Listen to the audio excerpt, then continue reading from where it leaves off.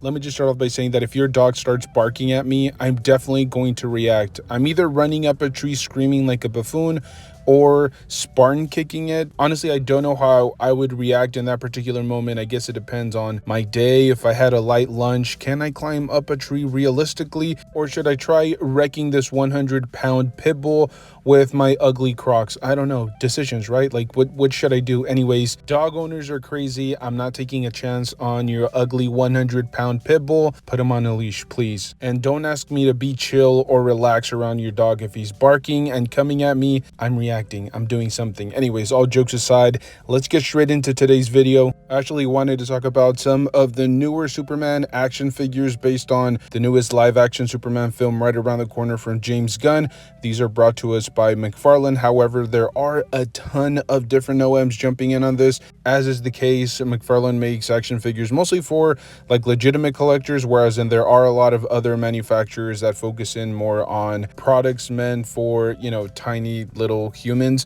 But anyways, let's get straight into what McFarlane is offering. And I will say, I'm going to start off with the figure that I'm the least excited about. I'm not sure why that is. He's following a formula that I think he's been using a lot for that King Kong or the Kong universe versus the DC universe, where they're essentially including this giant like 9 to 10 inch King Kong action figure that has like very limited articulation. I wouldn't even call it a mega fig from McFarlane because those actually have like a semblance of articulation. Not to mention they have like really good attention to detail, but here you're getting like the most minimal points of articulation. I'm going to go out on a limb and say that's like, I don't know, 5 to 6 different points of articulation here. We're looking at the Kaiju action figure, and that's what my face looks like when I don't have a calculator in front of me and I need to do math. Like, I don't understand if that's like an accurate representation of this character from the film. I'm assuming they're basing it on the original source material, but I'm not feeling this particular character. Now, I will say there could be a little bit of a cult following for this character because it appears like maybe it starts off as a tiny little like single-celled organism, and then within the film it grows into being a giant monster that is trying to destroy the city or metropolis in this case. So only time will tell, but just based on the figure itself, I'm not excited. This is just not worthy of my display. It's about like a $50 figure. There are no like elbow joints, knee joints.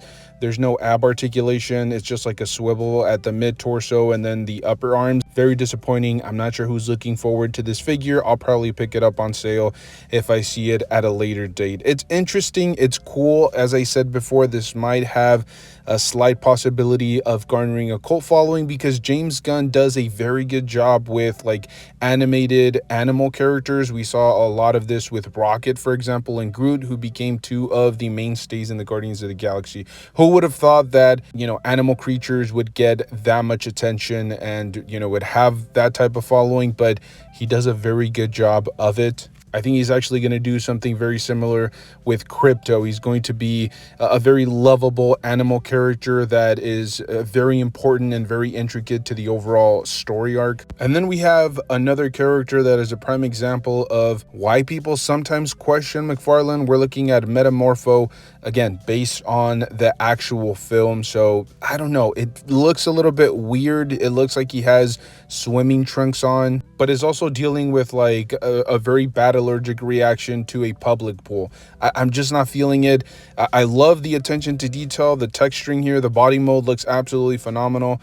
I'm very excited to see what this character or how important this character is going to be in the DC universe, because he is kind of a semi-big character in the comic book universe. He's had some pretty epic battles against Superman. Now, if I remember correctly, the trailer only had like a tiny little clip of this character, and he didn't look like that. I'm going to assume it's just one of those characters that's very difficult to bring together in action figure form. It doesn't make a lot of sense here. At least the figure comes with a couple of extra hands, a couple of extra accessories, which is more than I can say for a lot of the newer DC reveals. It seems like sometimes you're getting a Batman with just like an extra batarang, and that's all you're getting, or a Jim Gordon with a revolver. That's it. Those are the only accessories that you're getting moving forward from the McFarlane line. So here at least you get a little bit of an option, a little bit of wiggle room, but this is another one of those prime candidates, at least on my personal list, for just a clearance find. I think this is one of those characters that won't get as much attention, especially in the film, and then eventually I think it'll go on sale somewhere. But interesting. It's definitely a very interesting figure. There's a lot to look at. Great sculpt work. It appears that this figure is all brand new, at least from what I can see, and it definitely gets me excited, more so for the film, but still it's an interesting, intricate figure nonetheless. Then we have the regular mainline release Superman action figure. You're getting a couple of extra hands, pretty cool, but no wired cape, no cloth cape here. You're getting a hard plastic cape, and that's a really big bummer for me. This was a figure that I was genuinely excited for, and I know they had a promotional image earlier in the week through social media. It was, getting people hyped up. It was creating buzz, and I didn't even notice that it had a hard cape. I'm not sure exactly how I missed it. I'm very disappointed in this particular figure. I get the idea of a hard plastic cape in certain situations, but those are very minimal. I felt like this was just a huge missed opportunity. I will say I love the suit here. I know a lot of people don't like the S insignia on Superman. That emblem needs to be a little bit more iconic, and it kind of veers too much from the classic representation, or at least the more modern representation, the one that we're used to seeing more consistently. And I don't know, I think it's a matter of personal perspective, but from what I can tell, most of the body is supposed to be brand new. Like that texturing and that extra little detail here and there definitely goes a very long way, and it is pretty accurate to the source material, which I think had a ton of different texturing. It wasn't just like a random blue suit. There was some pretty intricate detail going on. Not as intricate, I think, as Henry Cavill's suit, which I think had a little bit more going on. But again, he's going for a mixture of a classic representation of Superman, like first appearance style, as well as a more modern approach. James Gunn always does a very good job of paying homage to the original comic books while still making it interesting enough for modern day audiences. Now, if you're really looking to break the bank, the big heavy hitter in this particular wave has to be the Deluxe Theatrical Superman, which comes with the Krypto action figure. It still comes with those extra hands and the same face sculpt, but it has 3 alternate face plates. Granted, this figure is going for considerably more than the mainline release, but it's really up to you. What is it that you prefer here? Do you want the all-out Superman, or do you want the more basic rendition? I really like this from McFarlane. He's giving you different options here. Do you want the extra face plates? You're gonna have to pay quite a bit more, but it's really up to you. It's a matter of personal perspective, and I like this. I absolutely love it. Him giving option to the consumer.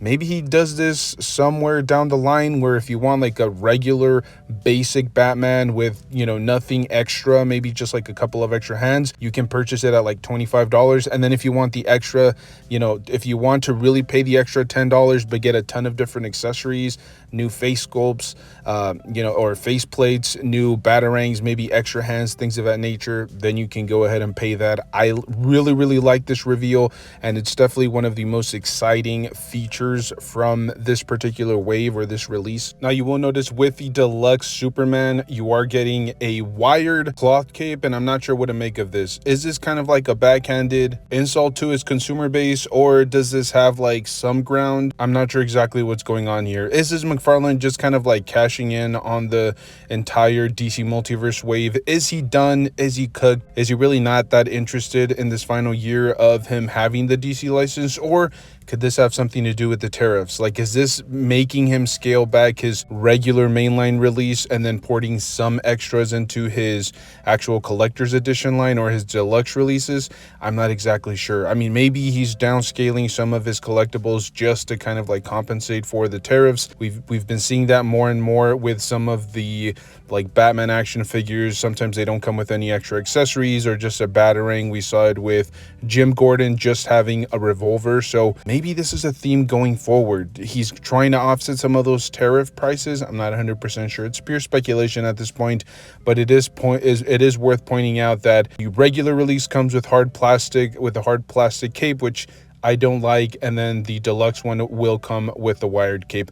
Do with that information what you will. It's just a matter of personal perspective, and until we get like an official confirmation from McFarlane, we just won't know exactly what's going on. But there you guys have it. I'm not going to get too deep into it. There are a few other things here and there that he announced, and I'll kind of, you know, circle back around and talk about some of those other collectibles. They're not from the main line. I don't really collect them, but still I might make a video about them and I'll reference them. So thank you guys so much for tuning in. Let me know your thoughts down below on the entire wave. Are you excited for the new James Gunn DC universe? Very curious to see what you guys have to say. Thank you guys so much for tuning in. As always, if you guys enjoy this type of rambling action figure content, make sure to stay tuned. We're doing it once, and maybe in the foreseeable future we'll be doing it twice on a daily basis. Only time will tell if I'm able to make time, but we do have somewhat of a backlog of content that's like dying to get out there, so hopefully I'm able to kind of do a little bit of a dump on you guys if that came out wrong. But you get what I'm saying, a bunch of content in a very short span of time, maybe like 2 or 3 days. So thank you guys for tuning in. What a weird way to finish off today's video, but stay safe out there, enjoy the hobby, pose your action figures, and I'll see you guys in the next one. Thank you.